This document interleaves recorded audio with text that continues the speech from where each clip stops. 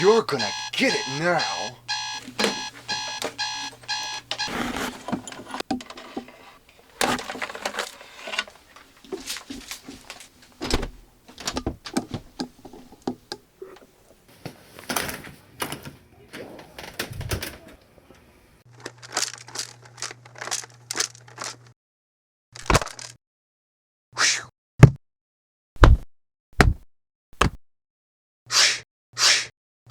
He wasn't always this way, you know. He used to just use open-handed slaps.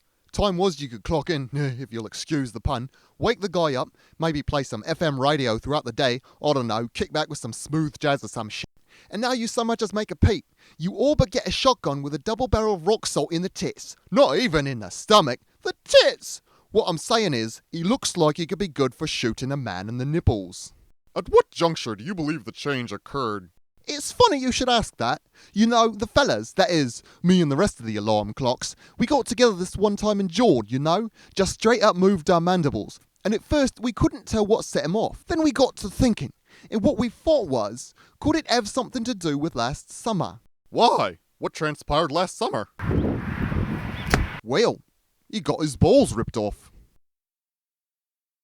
I imagine that might put a crimp in anyone's day. Yeah, well, it wasn't only that. He also went deaf in one ear, see?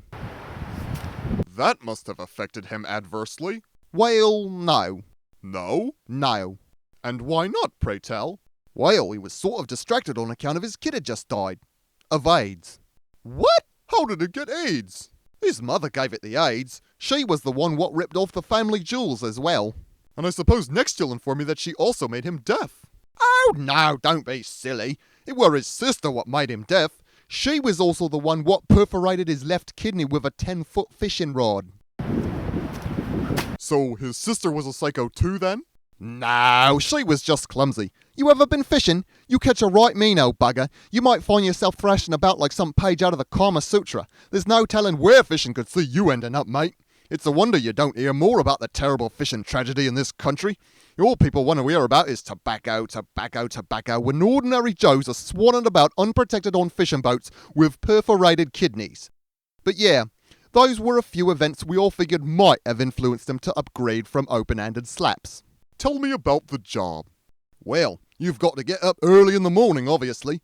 Then you're on standby all day, in case he needs to listen to the latest Lil Wayne song, or as I like to call him, the artist what sounds like a polecat being strangled to death while being diddled by a donkey. Then, at night, he goes to reset the alarm, and so he starts feeling you up and everything. So on top of all this work, we basically get sexually harassed as a thank you. What do you want people to take from this? If you're thinking about careers, don't become an alarm clock. I know the image it's associated with. The rugged, handsome electronic workhorse keeping the business world on time and whatnot. But don't let the glam fool you, man. We got no representation. What are we supposed to do? Unionise? You try that shit. They'll just fire your ass for some other made-up injunction. And before you can say, I like cheese whiz in me trousers, they'll have you spill an ass over a tea kettle right out in the middle of the street. You can kiss your house goodbye after that, me beauty, and woe befalls the man what has to tell his wife and little baby alarm clocks that he got kicked out simply for rocking the boat. It's a shit life, fella. Well, I guess that's that. Do you have any hopes this film will inspire people to change the world in which we live? I don't know, to be honest. If it helps people down the line, that's great for them. But meanwhile, I still gotta get up every morning for work, you know? I gotta go in and face a bastard what I just chewed out. I don't know. Just comes to the point where you don't care anymore, babies and no babies. There's a limit every worker reaches.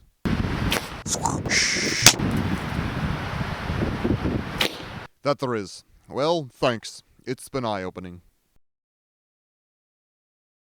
What have I done? Everything by me, bitches!